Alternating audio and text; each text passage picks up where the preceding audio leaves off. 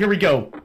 We're already starting. Look at that. All right, we're all away here. Oh, a little bit of issues for Dallas Seaward back here, as it looks like Tim Henderson is in the back. He's having a little bit of trouble sideways back there, as we're now coming down into turn 1. A battle for the lead takes Takeshi Kita to the front of the pack as we go back here side by side through turn 1. Brad Haldane up to the P5 position already with those primary tires, as everybody goes single file through the fountain section, all clean and good to go. Nate Patel rounding out the top 9. Tim Henderson having a little issues back here, missing a front wing. He goes through turn 1 as we go back up to the front. Maybe a little side-by-side action here.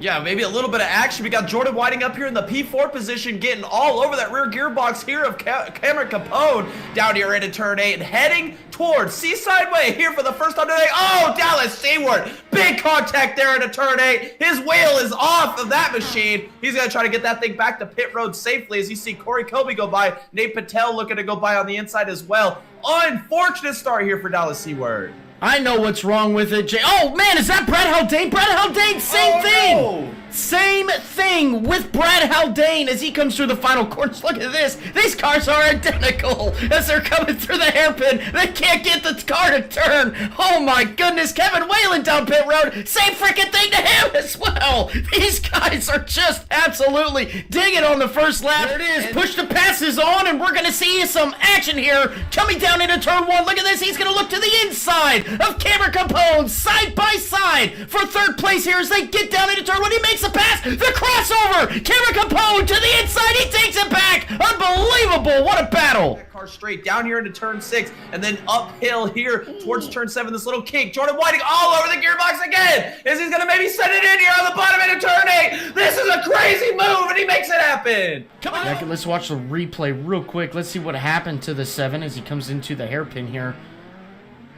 I just gave it too much gas. He spun it around. No damage. That's good. That's very good. He did a great job there. That was Tim Henderson giving a lot of respect to these boys, racing for the lead.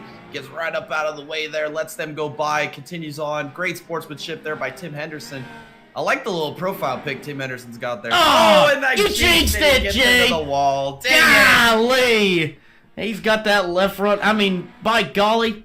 It's a good thing Delara mandates these parts. They probably got a lot in the hauler there. Just run over there, go buy some parts real quick, stick it back on that 20 machine, and get back out there. Right front wing is gone. Here he is on the front straightaway.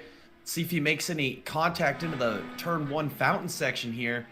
He's going to dive down here into turn 1, get heavy on the brakes. Oh, he chief. Oh, no, he Ricky Taylored it. Oh, no. That'll happen. Corners, Takeshi still holding on to that 1.1, 1.2 second gap between himself and Richard Swindell as they come down the back straightaway now. Takeshi, phenomenal job keeping that car out front. Last time by, a 10th quicker than Richard Swindell. But Jordan Whiting actually had a little bit of an incident here as he gets down into turn 1, rotors glowing. Through turn 2, through the fountain section. Oh, he gets loose. Oh, once again. Unfortunate for him. Let's see if Takeshi comes down pit road. He is. Here it is. The leader down pit road, Swindell. Let's see what he does coming off the final corner here. Is he going to stay out? No, he's going to pit as well, Corey Kobe. He's going to get that lap back here momentarily as Cameron Capone gets back out on track here. Let's see what Takeshi can do, if he can stay out here, if they get a good entrance onto his pit box. As he inches closer, gets on the brake there, and he does a pretty good job. Let's see what Richard Swindell does here. Well, that's interesting because Cameron Capone went back to the alternate tires here. I'm not sure where that strategy is right there with Capone. And that could be the one and only pit stop here for your leaders. As, Richard Swindell gets really aggressive there into turn 1, almost grabs the wall. Oh no, and there goes the wing! Oh, it's falling apart for your P2 runner, missing the wing now. Here for Richard Swindell. Got a little bit of battling happening here. Nate Patel, Brad Haldane on the front straightaway coming down into turn 1. Yeah, this is going to be a great battle. Brad Haldane goes to the outside. It looks like Nate Patel going to give way to that outside position. Brad Haldane aggressive at a turn 1. Nate's aggressive at a turn 1. Wow, I love it. These guys are digging here through turns 1 around the fountain section. That would put Brad Haldane up to that P5 position. Coming on to the back straightaway. Oh, got loose. Cold tires. Cold tires. His best lap is a 109.8. Could absolutely happen.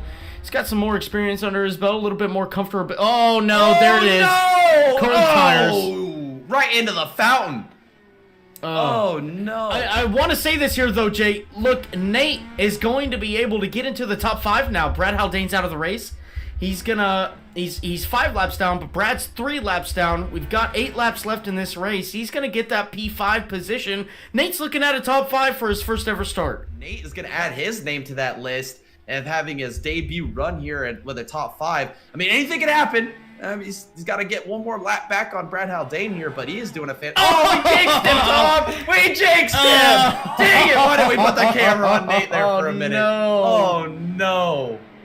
Oh, Nate. He's going to come back down pit road here. Just get a wing on it. Limper around, buddy. You can do it. Look at this P5 finish here tonight. Let's see if he's got one. A quick repair, I mean. Let's see if he's got a quick repair to get that upright back straight on that right front of that car. Nate, If he crossed the line here, he should be on the same lap as Brad Haldane, correct? Oh, that's right. Or I could be incorrect on that.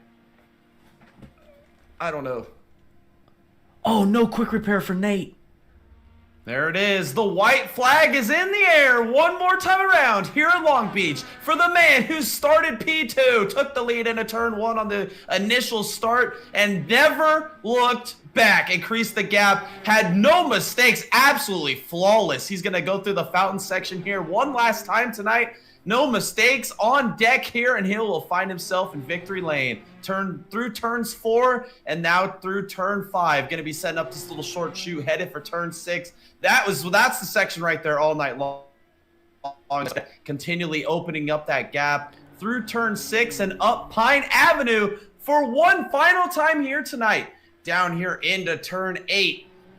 Absolutely flawless on the wheel. We had an onboard with him. It was so fun to watch where he was able to make that car fast. He wasn't really fighting the wheel a whole lot. And now here he is down Seaside Way, the back straighter for the final time, into turn 9, and then this left-hand swooper, the double apex turn 10, and then down into the hairpin. For the final time tonight, Takeshi Kita has turned it up here at this beginning of this season. And here he is, finding victory lane again here at the Long Beach Grand Prix. Jay, we got a little bit of a battle here between second and third. Oh, we got Cameron drama Capone, here. Big drama. Cameron Capone's Capone missing the in the front P2. wing. He crashed 2 times during the time we were talking about Kita. Here comes Richard Swindell. He has brought down this gap, now down to 2 seconds as they come into the final corners. Can Cameron Capone hold on to it as they come through? 9, 10, and 11.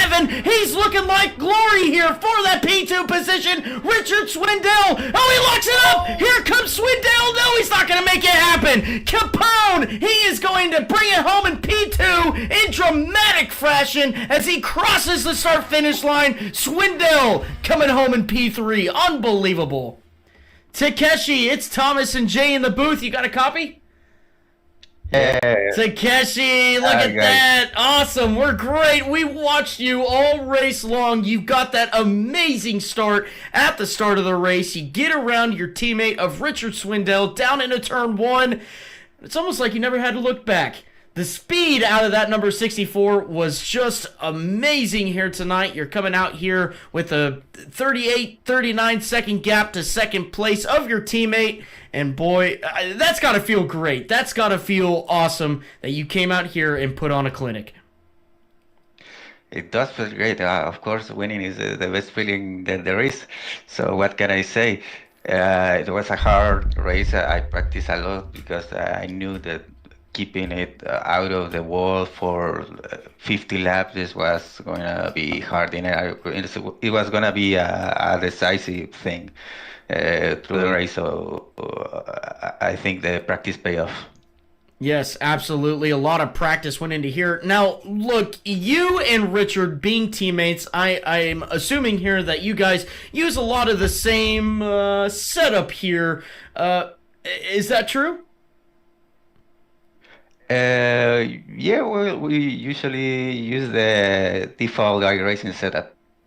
Default iRacing setup. That's even more impressive there. Takeshi. That is very, very impressive what you were able to do tonight here out on track. But I mean, I don't know what else to say. Takeshi, you came out here, you put on a clinic, you won Long Beach. You had a phenomenal showing. In fact, we were talking about it a little bit at the Motegi Oval. Something truly phenomenal that you did there. Again, come out here, lead every lap at Long Beach. Again, another phenomenal feat for yourself. Congratulations on your race win tonight. I'm going to hand you off to Jay here. Jay, what do you got for Takeshi to round out this broadcast? Yes, Takeshi, you led flag to flag tonight. You put on an absolute show. It was fun watching you earlier in the first half of the race, racing with Richard. You and him put on a pretty good battle there for a good 20-something laps there. But at the end of the race, your pace just was unrelenting. There was parts of the course that you were so fast. I mean, you said you put a lot of practice into it. Default setup. I'm in shock, but that's unbelievable. But is there anybody you want to thank for this amazing performance you had tonight? Of course, I want to thank Richard and my teammates at Atomic Racing, which are very supportive, and my wife, who is also very supportive of this racing.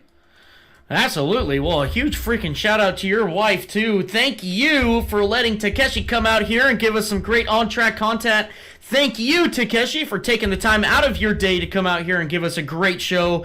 And, man, seriously, we sincerely hope to see you in the upcoming races, because, boy, am I excited to see that 64 back out front. Thank you, guys.